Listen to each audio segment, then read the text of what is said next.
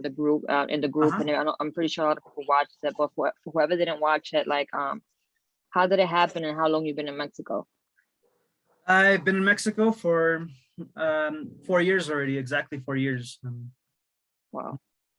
It's been 4 years on September.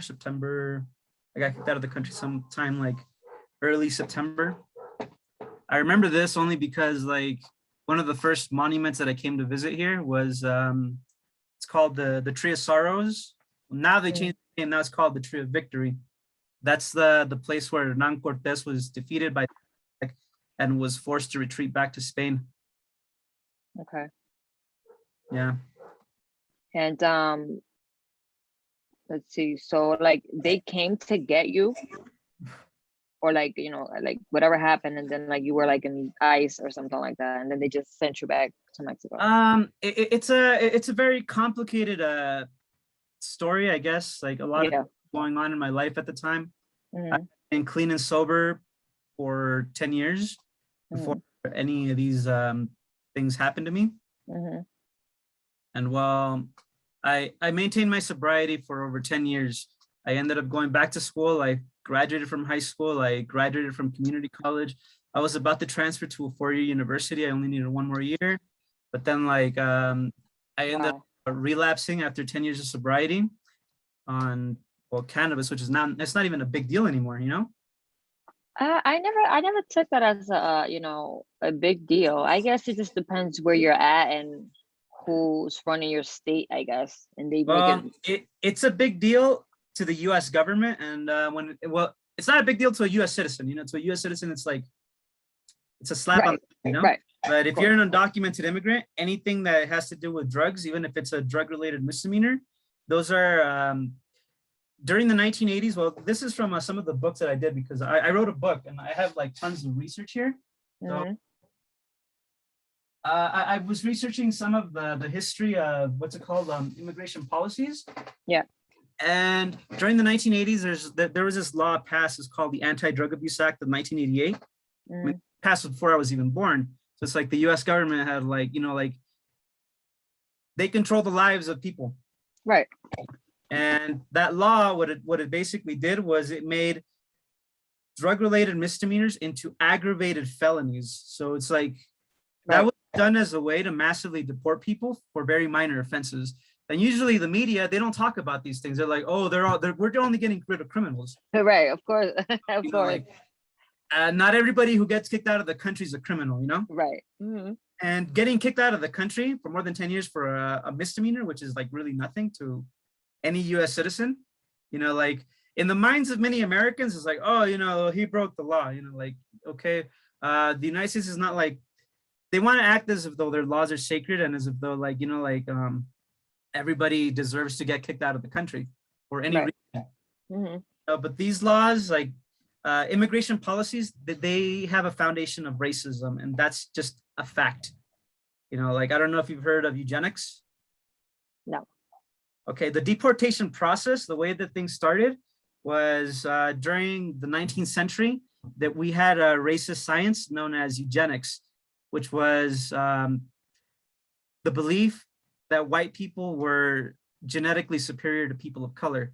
And as a way for the US government to be able to kind of diminish the numbers of people of color from Latin American countries, they ended up implementing the deportation policies, which began during that time period, because during the 18th century before that, there was no such thing as that.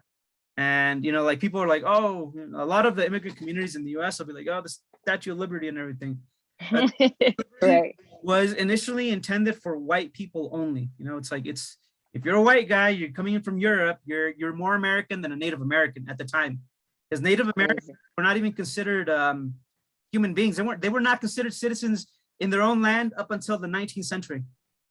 You know, so it's like, it is what it is. Immigration policies are racist by design. However, we'll never see politicians talking about these things. I was kicked out over very minor offenses, you know, but like even just one misdemeanor can potentially bar you from obtaining DACA. So I ended up going through a lot of depression at the time. I used to be what is it called? I was an immigrant rights activist with grassroots organizations in California. you know, like, and that part of my life was no longer relevant, you know, but to the US government, like somehow, for some reason it was, you know, it didn't matter what I was doing at the time. Right. Like, oh, back then you were hanging out with the wrong crowd and smoking weed or whatever, and you're not allowed to get DACA. The thing that a lot of deferred action people like they think that it's like a shield to protect them, but it's not. You know, like over here in Mexico, we have deported dreamer communities. There's communities of a lot of people who have been deported. You know, but not everybody that's deported was like, I guess in my situation, which they were like heavily involved in like all of this activism and stuff. Yeah. You know? Some of them were just regular people. There's also deported veterans. You know. Wow. You didn't know that?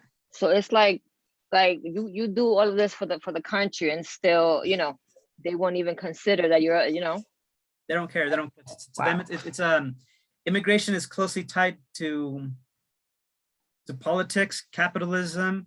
There's a book right here. I recommend it for people who are like into all that stuff. You know, it's called Deported.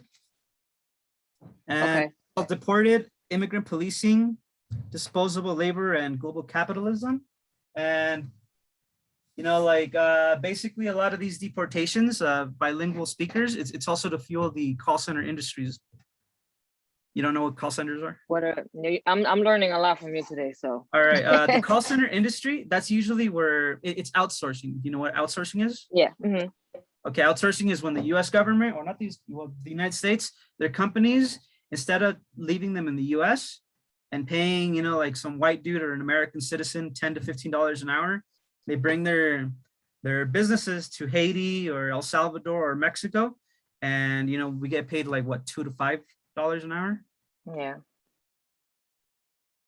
And so are you you're working? What, obviously, you know, you've been there for 4 years now. I was working at a call center, but I was fired because I was trying to build sedition and dissidents against the American companies, and they didn't like that. You're not allowed to tell people when you're working here. You basically, what you do is like, it's kind of like telemarketing. We do a lot of we provide the services for American citizens. Whenever you call like Target, or let's just say like I was working for Verizon Wireless in Mexico, but we're not allowed to disclose that kind of information to people who you're answering the phone to. So like they ask you, for instance, oh, you know, my internet's down or whatever, like where are you living at? We're supposed to tell them we're like in Texas or Seattle or that we're in the States, you know, because we're taking away like these positions from American citizens. And you know what? One of the main excuses for mass deportations is that, oh, we're taking away American jobs, but we have those American jobs here. Yeah, right. So when I was an undocumented immigrant, I did not have an American job. I was working as an undocumented immigrant.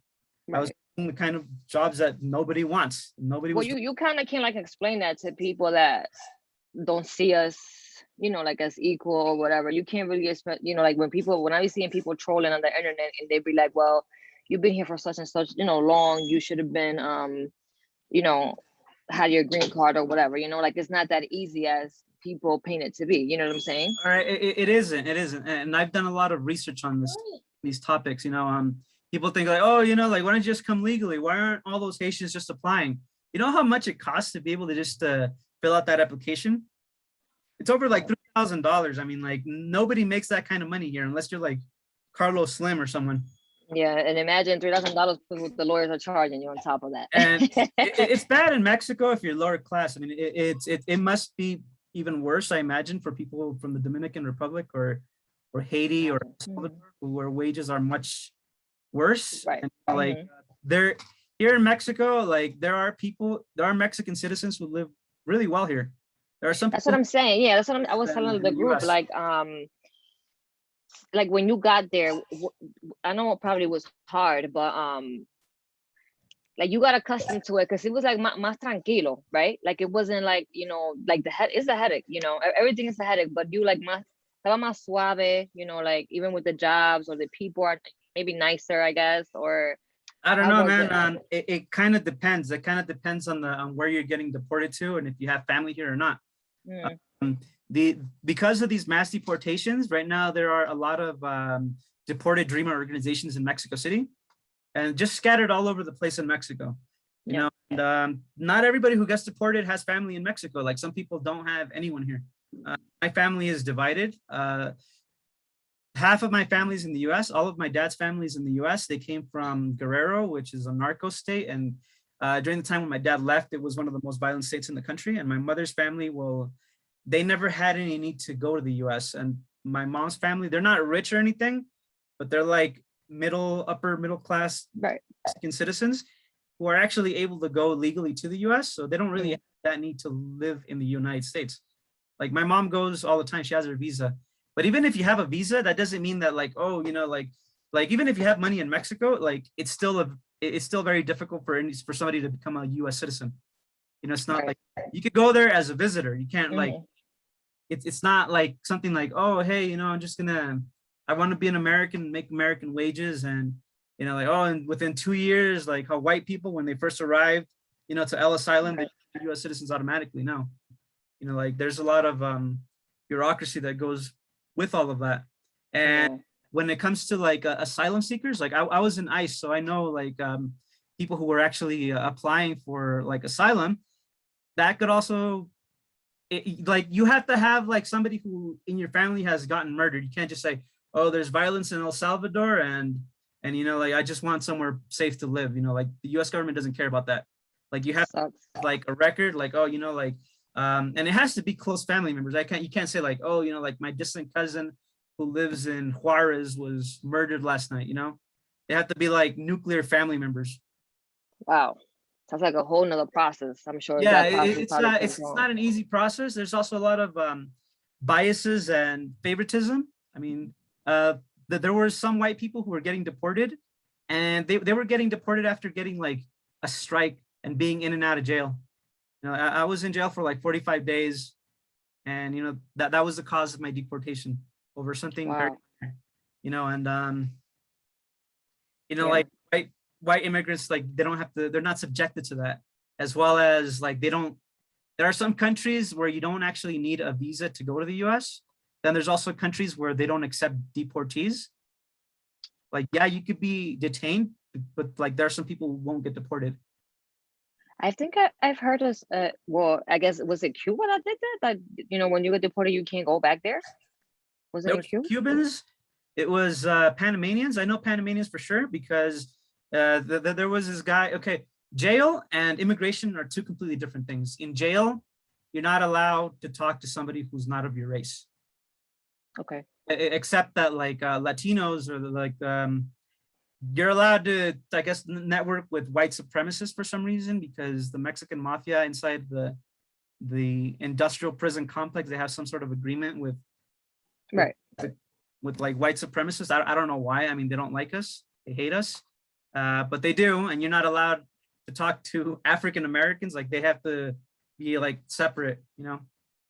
But you're allowed to, those rules don't apply. And even if like, let's just say like somebody who was in jail and was a hardcore, like, you know, like Mexican mafia person, because there are some people who are getting deported because they did something that they weren't supposed to, you know, that's how it is. But then there's also people who didn't do anything. They just simply like, they were at the wrong place at the wrong time and that's it, you know? Right. Mm-hmm. And the difference between jail and immigration is that like, you don't have anyone defending you. Like there's no such thing as a public defender. And not everyone, especially immigrants who are undocumented in the US, like they don't have that kind of money to be able to pay for an immigration lawyer. I had grassroots organizations helping me. And I was even able to get a bail bond when I was detained. I actually started a hunger strike while I was detained in Adelanto. It came out in the news. I mean, I didn't come out in the news, but the event. Send me the article. Send me the article.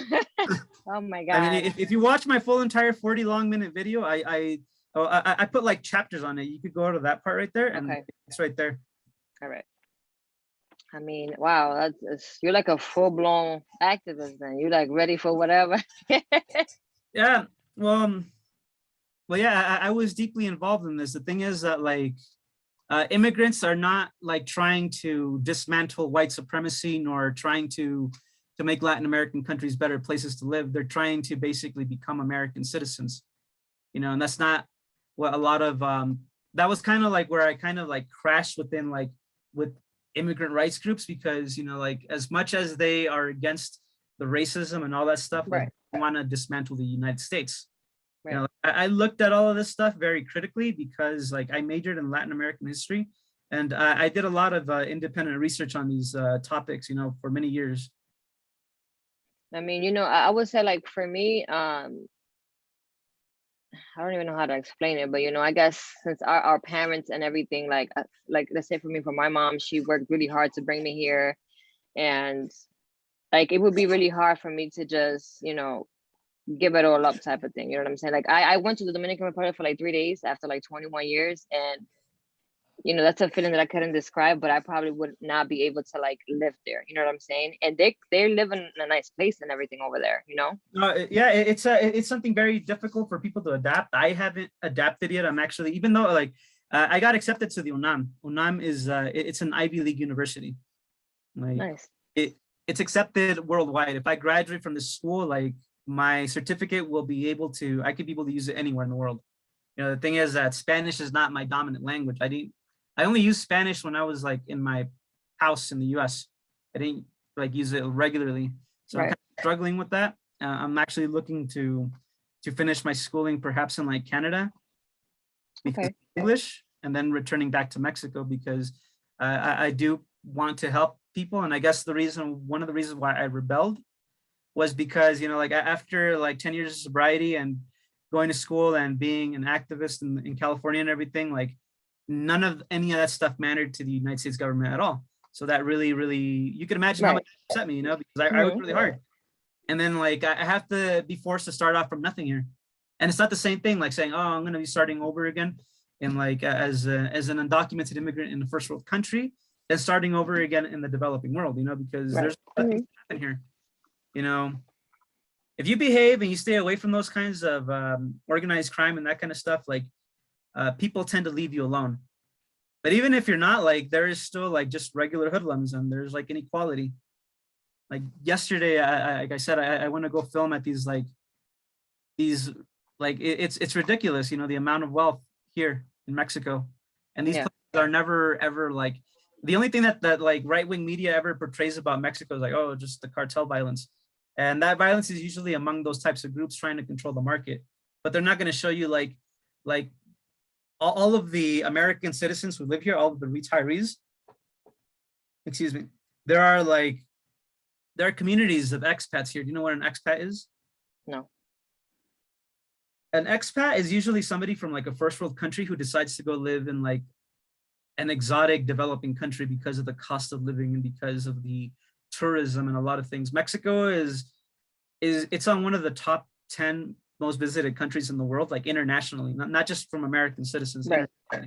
And there are, I know that like, you know, like they complain about immigrants over there, but like here in Mexico, you have a lot of undocumented Americans living here, a lot of old retirees, a lot of white people, a lot of people from Canada, you know, but like it's different here because, you know, like there's a lot of people who live off of the tourism. So they're not going to be going out there and harassing them or telling them, oh, you got to speak Spanish. If you don't like it, you can get out. Right. You know, Nobody does that here. They don't do that here. You know, and have you thought of like, because I know my cousin in the Dominican Republic, she travels everywhere. Like she's been to, you know, Cuba, Colombia. I don't even know if she's been to mad places. She's always traveling for the Dominican Republic. And I've been here, you know, and I only went to my country. It's been very difficult for me to really find employment. Like I was working at a school for a while. The same thing though, like I was trying to empower people in Mexico, but there's a lot of disinformation here. And like I also studied Mexican American history and Chicano studies. And the thing is like that sounds very Mexican in the US, and it is. You know, it's the history of the Mexican American. Right. They don't teach that here in Mexico.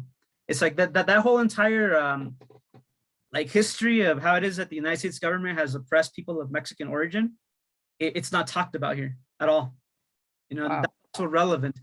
But the reason why they don't do that is because Mexico is like #1 trading partner with the United States. You know, they do a lot of trade. So they don't want to create anti-American sentiment with people who live here, because everybody cares about going to the United States. I know it sounds like, oh my God, like I thought Mexicans, like their dream is to, no, that's not the dream of the Mexican people.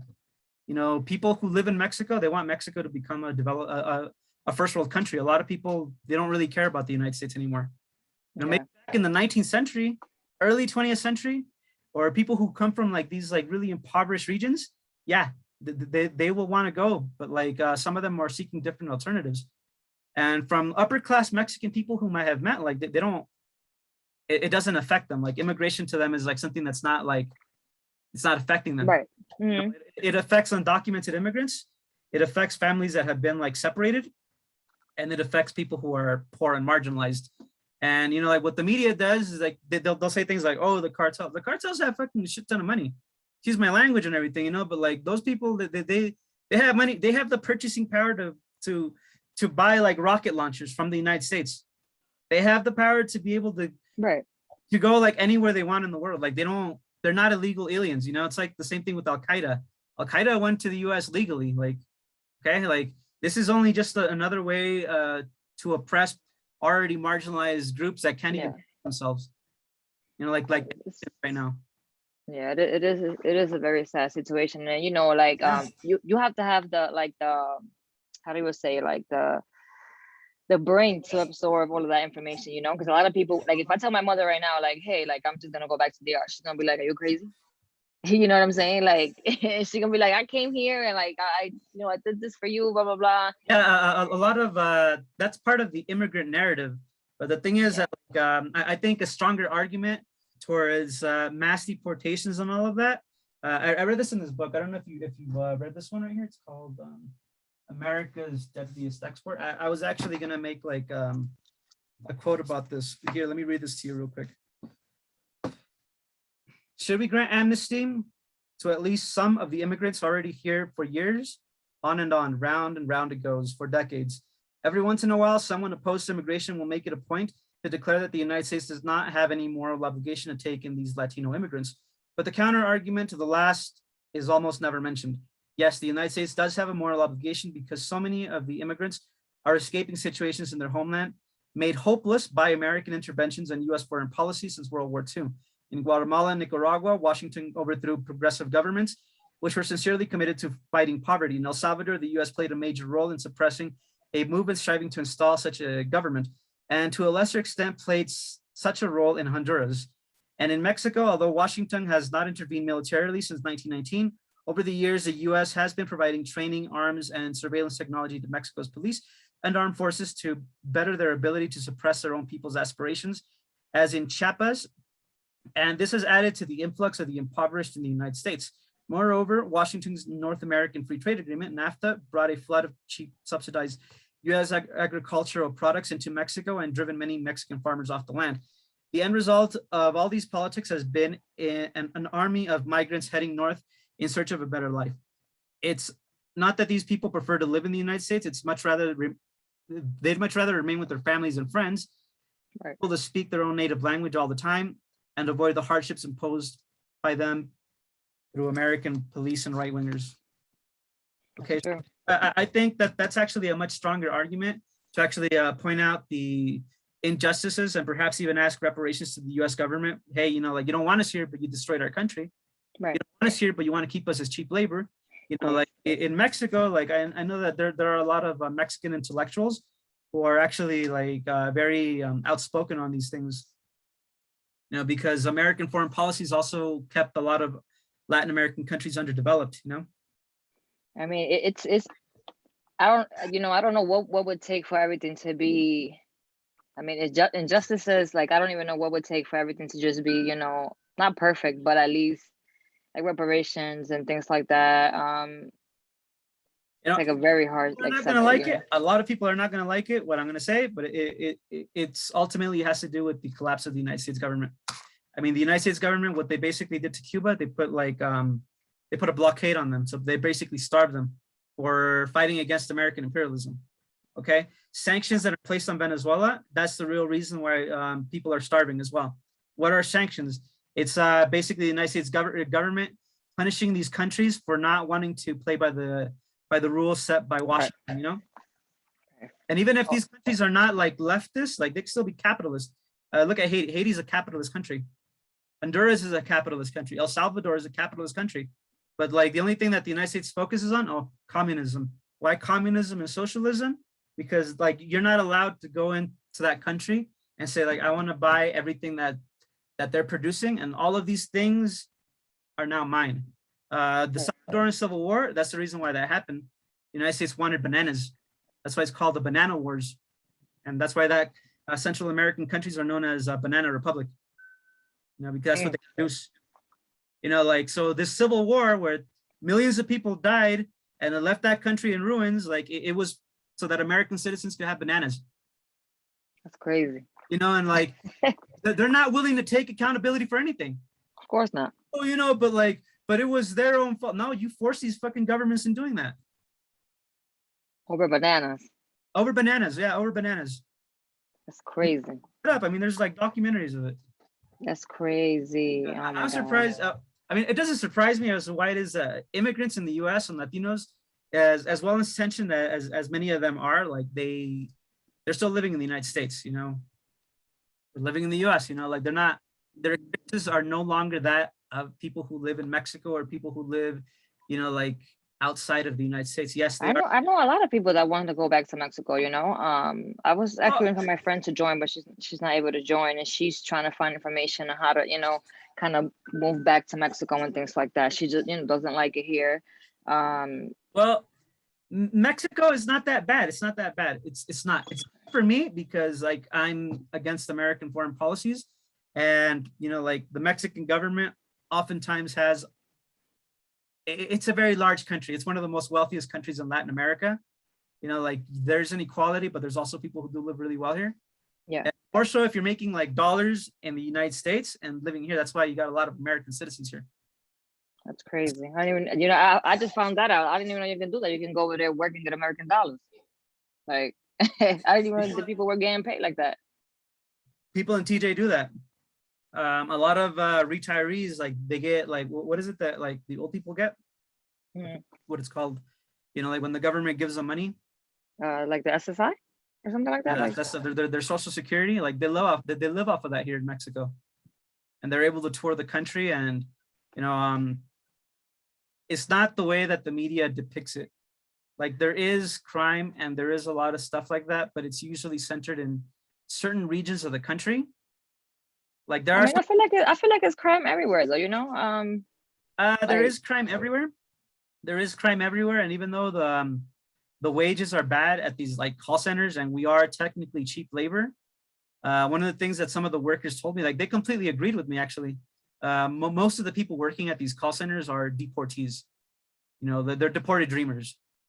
You know, but not everyone's willing to really say anything, or they can't really articulate themselves as well. Right. So that's kind of. There's also a lot of returnees as well. Returnees, you know what a returnee is? They come. No, you tell me. A returnee is basically just somebody, they didn't get deported. They're just people who just decided to come back. You know, you got a lot of people like that too. Yeah, I see a lot of people. I like I said, I just found out. It's just like I'm more interested in like people just living there. You know, I don't know a lot of people that have been deported to the Dominican Republic, but I know I will contact the lady you gave me her number. I will contact her soon. Maybe she could talk to me. I do send boxes and stuff like that to the Dominican Republic already for Haiti. My grandmother, she goes and distributes them. You know, I try to help as much as I can and things like that. Just I like to like help people. Even like I know it was a group on Facebook where people like post jobs and things like that. Maybe I don't know if you like what do you do for work now? I'm working as an English teacher, but I only got like 2 students. I make less than $30 a week. I'm living right now with my mom. I don't make good income for that reason. And here in Mexico, bilingual work, it's very limited. Even though like I guess like you could be able to live moderately well working at a call center, because most places here, like the minimum wage here is like it's laughable. It's a joke. It's like 150 pesos a day. That's like $7. You know, they pay $7 a day. But bilingual deportees, we get like that special, like, you know, like that leverage because we're bilingual. Right. And I paid anywhere between like $2 to $5 an hour. And because of the cost of living in Mexico, it's you have enough to be able to buy anything you want and live pretty well. Right. You know, even though we are still cheap labor. And that's one of the reasons why, or that's actually one of the reasons that's what keeps deportees from turning against American companies here. You know, like That's don't true. have money to be able to live in their pretty nice apartment, Yeah. purchase their car or whatever. You know, it's just there's a lot of there's a huge turnover rate. That's a problem with that. And then once you get kicked out of these places, it's not easy for you to reapply. You can't just like, oh, I'm sorry, I made a mistake. Let me Right. apply at a different place. Like I said, it's like it could be very limited. So for me, it's like for attempting to build dissidence and sedition against American companies here in Mexico, like I lost many of the opportunities that I have here in Mexico City. And right now, like my mom is supporting me. Like she's divorced from my dad and she lives here. Okay. And let me see, somebody asking anything here. So it's like I'm not living off of what I work, you know. Right. I don't have to do anything.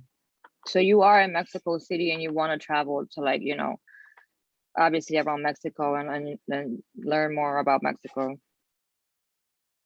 Well, I study the history of Latin America. That was my major. So for me, it's like it's not really.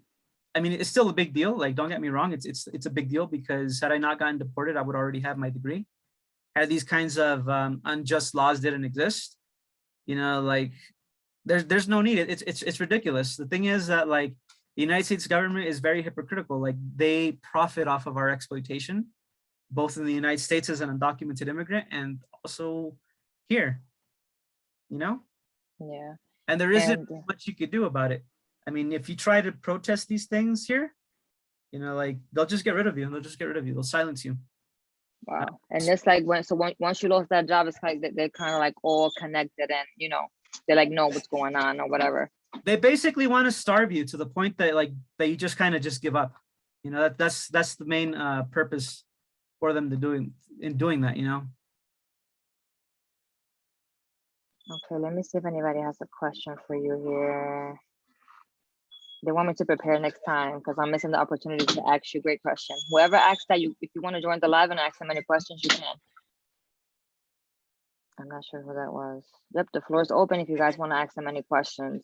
Just let me know and I'll send you the link and you guys can join. I don't really have a lot of questions. I just kind of want to know, you know, like how's it going in Mexico? Like, are you doing well and things like that? I think somebody from the group actually gave me your Facebook and I was watching one of your videos and I'm like, oh my God, you've been there for so long. We have a friend that we're trying to, you know, bring back, kind of, if you want to say that. She went for her interview in Mexico and she had double entries, so they denied her entry. And she been there for a year and a half. You know, she wants to come back. The U.S. government, they can deny your entry for any reason. Like for me, it's impossible for me to return, even though like my crimes, quote unquote crimes, were minor. I mean, it's not even a big deal at all anymore. It's legalized in California. Mexico is currently going through a decriminalization of marijuana. So if that happens, do you want to come back or you don't want to come back? I don't really care much for the United States. I mean, like I'm not the one who chose to go live in that country. I was taken there as a baby and I didn't choose to come back to Mexico. You know, like that's just part of their policies that they have. And it's not an easy process. You know, like I was a victim of a hate crime and persecution in the United States. I never got any justice for that. Also, even more so because of the fact that I am very strongly against American foreign policies. And I speak against American imperialism, which is something that very few immigrants are willing to do.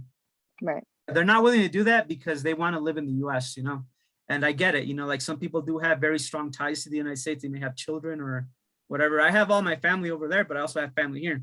Yeah. You know, so it could put some people in very difficult situations. Like, let me see. Somebody you know, like a tug of war. It's like who do you fight for? The United States or for right? You're like you're in the it's a sad situation. Oh my God. Let me see. Somebody asked, Benjamin asked, can you ask him to talk about some of the indigenous struggles he was documenting? Oh, yeah. I was talking about that. I briefly mentioned that. I have spoken to indigenous leaders, and they had told me, they told me this a while back ago, that some of their leaders had gotten kidnapped, and they told me that it wasn't the cartels, that it was actually the Mexican government. My God. Them. You know, so I made a video. It's going to be up probably later on today. Okay, I'll send you his link, Benjamin. Yeah, yeah. You know, over here, Mexicans, if you come to Mexico and you visit these really nice, really wealthy areas that literally put to shame many American cities, you know, like they'll tell you, oh, there's no racism here. There's just classism. But classism in Mexico, it's closely tied to the old casta system. Mexico had a racial caste system set by the Spaniards, by the Spanish elite. And basically people who tend to have more European ancestry in Mexico are the ones who are living better than. Well, I think that's probably in most countries. I'll say that with like Haiti and the Dominican Republic. I think that's everywhere. Yeah, that has to do with the colonial. It sucks. Yeah. That could also be something good over there as well. I mean, you could be able to point out colorism, and that itself would be white privilege. Right.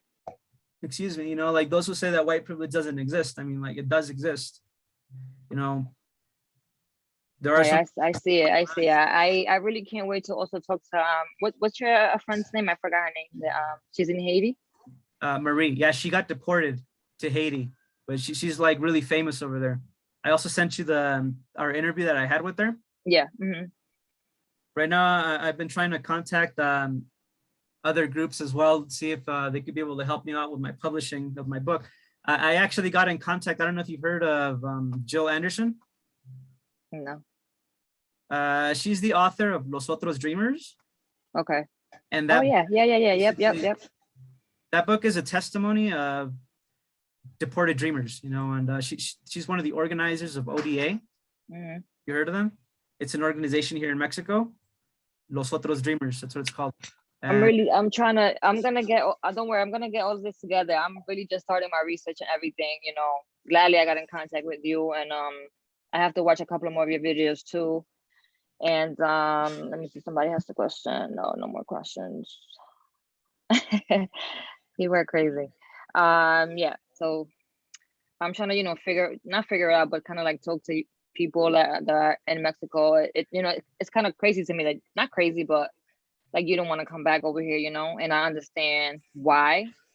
I feel like a lot of people feel that way too, like, you know. Well, think of it like this, you know, like I was a victim of a hate crime and persecution in the United States, and they want me to apologize to them.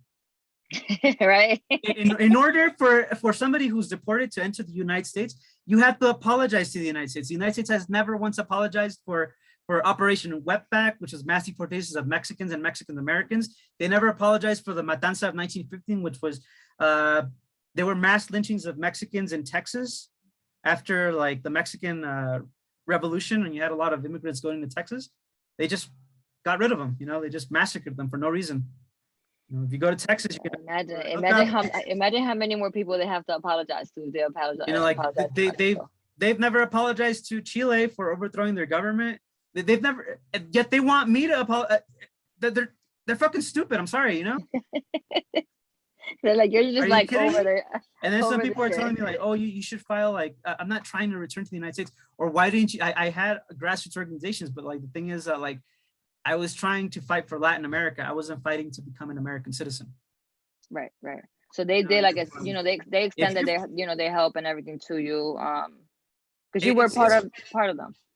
It's hard to obtain any kind of help for me, for the reason that most people will consider anything that I talk about as either anti-American propaganda or as racism. But like the entire concept of racism. I don't know if you read the book White Fragility, Robin DiAngelo. She talked about that. You know, like in order for somebody to actually be a racist, because racism is systemic. Like we have to have control over, you know, like the institutions within the United States. African Americans and Mexican people or people of Latin American origin they don't control the White House, you know, like nor the Senate, nor Congress, nor anything. And that's why dreamers are still waiting for the green card to this day. That's why we're still waiting, because they're not giving us nothing. It's very unlikely for it to happen. I mean, it might. I mean, it was amnesty, and usually anything the United States does, it's to fuel like the capitalist system. You know, like, but for them to truly empower you, like that's not going to happen. You're never going to see a Mexican American president promoting Aztlán and saying, hey, let's give everything back to Mexico. all of that stolen territory, we're going to give it back. You know, and all the wealth that we have taken from Latin American countries, that's not going to happen. Like Obama came into power, and that's only because he suited the needs of Washington.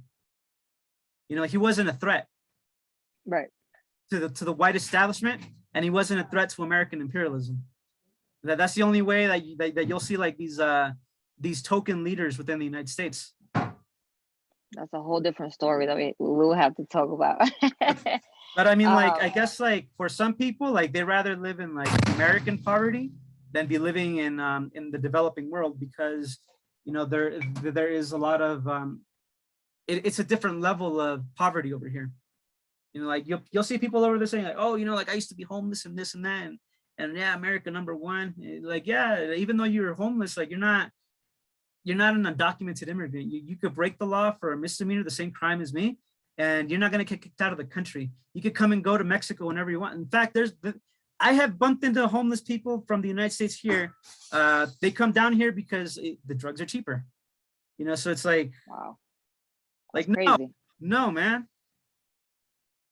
I mean, I feel like people, you know, people in our countries, they're happy. Like, you know, it's a different kind of happiness when you're, you know, when you get used to it, maybe. And I'm sure you're doing very, very well. And I see you have contact with a lot of people, and, you know, I mean, anything that I can do to help you, or you probably don't need my help because you're like super smart and everything, right? Oh, well, yeah, but I mean, like that doesn't mean that I'm immortal or anything. I mean, like, right.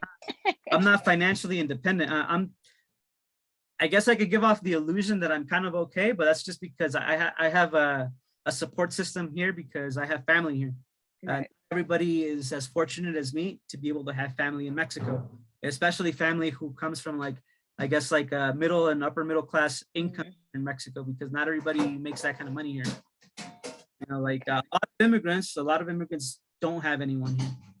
I know that, I don't know if you heard of New Comienzos. It was founded by another deported dreamer. I just followed them today, actually. Yeah, Benjamin asked, where can we get your book? I'm still working on it. I got one donor for my Patreon. She's donating $50 a week. I also got in contact with Tia Chucha. I don't know if you heard of her. It's a publishing company. Jill Anderson, supposedly they were going to try to help me publish it. Excuse me. So do you need like a publisher? Can you just like put it on Amazon and people just buy it? Or like I could do that myself as well.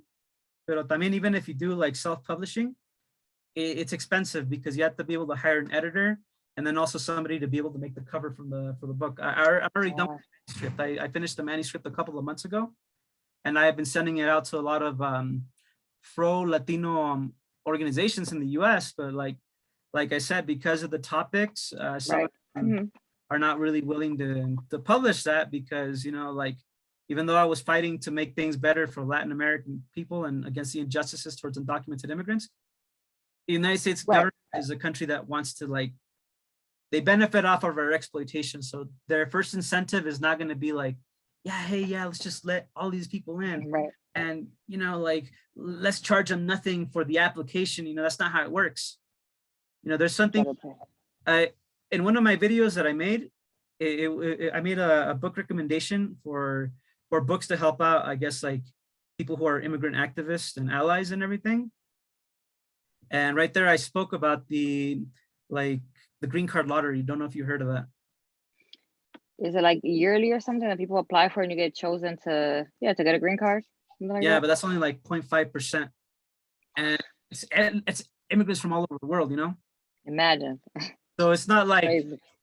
It's not like, you know, like somebody in like Haiti or Honduras, you know, is just going to be like, oh yeah, 0.5%, you know, going to be hoping on that 0.5%. The legal process to enter, it's ridiculous, you know? You have to pay for that. I never really looked into it. You have to pay for that one too, for the lottery? Yeah, and they could still deny you. They could still deny you, even if, like, let's just say like 10 years go by.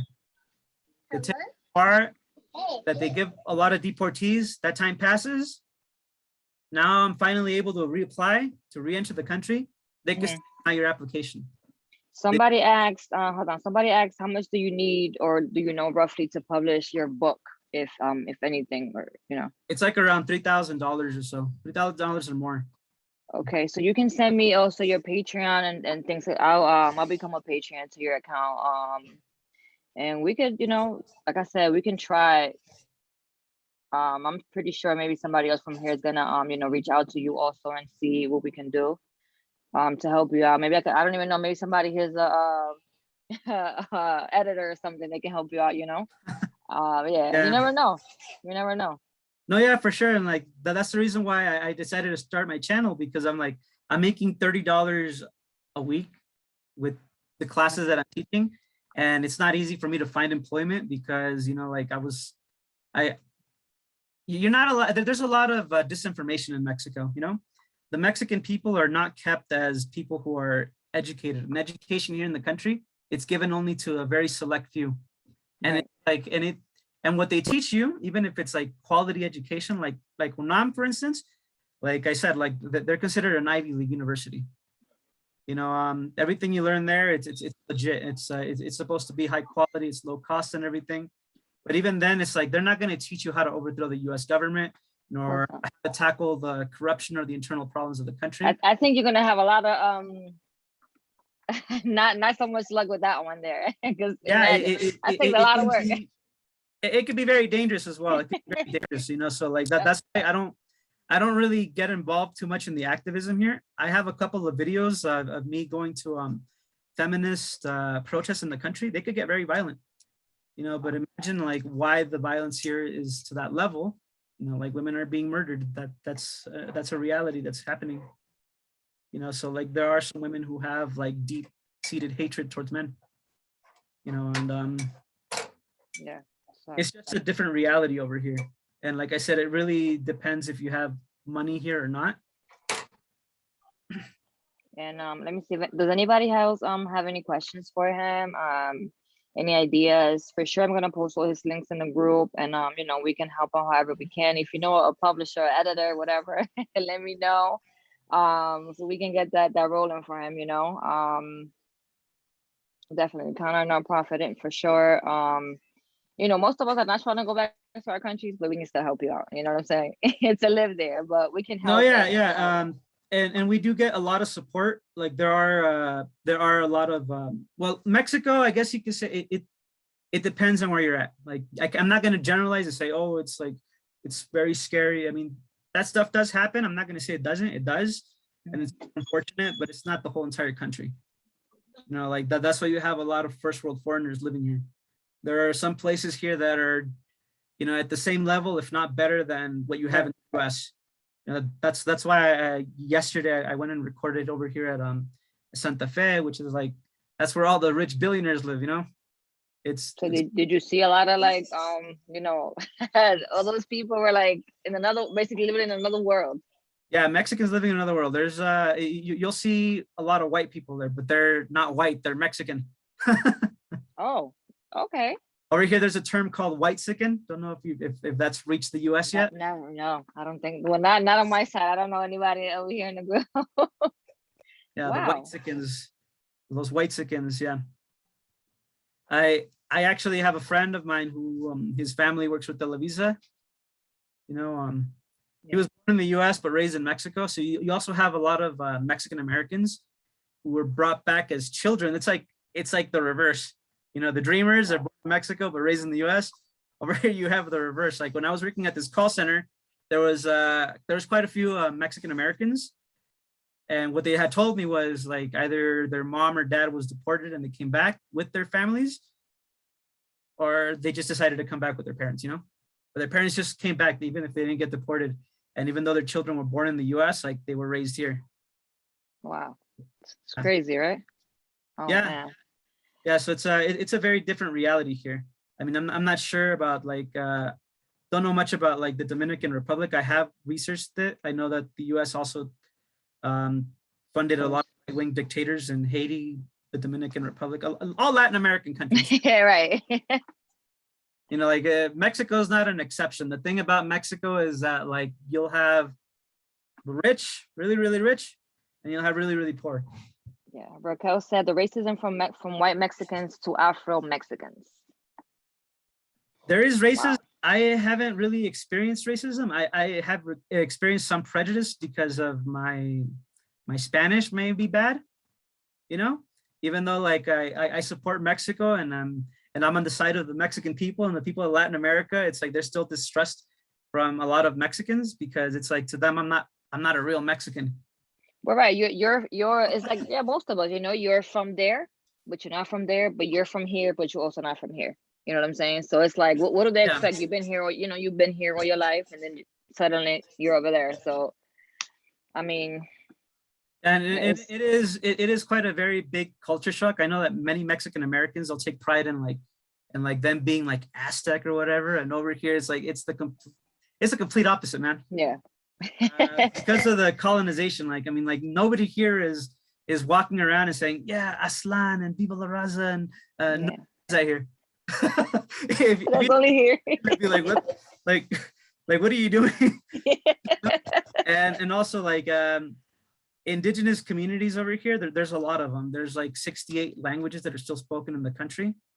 Wow. But there are some communities of full-blooded natives who don't speak Spanish at all. Like they don't speak. God. You'll see them wearing their traditional clothing. Wow, that's cool. That's cool. That's pretty awesome to like, you know, see. I would say, let's see. Do you guys have any questions for him? I'm not really sure who's watching, but if anybody has any question, where is the guy at? Does Beto have any questions for him? Okay, that Raquel says she had with her own family. Yep, that's beautiful. Okay, so I'm gonna let you go. I'm gonna ask you to come back again because they want me to prepare like a better, you know, I guess interview with better questions. Yeah, for sure, for sure. And for sure send me I mean, I'm gonna keep in contact with you anyways. Send me your Patreon and all of that stuff, and we're gonna get the ball rolling. We're gonna try to do something. I'm for sure somebody's gonna hit you up from here once I send you all your information, and you can join our group on Facebook. I'm gonna send you the link also. I just, you already know. joined. I already joined the one that Okay. you the other day. All right. Okay. So I'll post your stuff there. You can post your videos on, you know, when you finish that video. I'm subscribed already, so I just anyway All post right, it yeah, it's there, gonna so. it'll be up probably later on. The thing is, like I had already finished it, but like for that clip, that part right there where I'm going through like these native communities that are living basically kind of like worse than homeless people, worse because at the very least, like homeless U.S. citizens, like you got a lot of aid and a lot of compassion, but here there's a lot of discrimination towards full-blooded natives. There's a lot of discrimination towards them, you know. So it's like it's not the same thing, you know. Like you'll see them selling their trinkets, and some of them they live off of tourism. So Wow. so it's also very difficult for people, even people who are deported for injustices, to go up to like American citizens and say, yeah, we don't want you here, you know, because Yeah, some people need that money to survive, you know.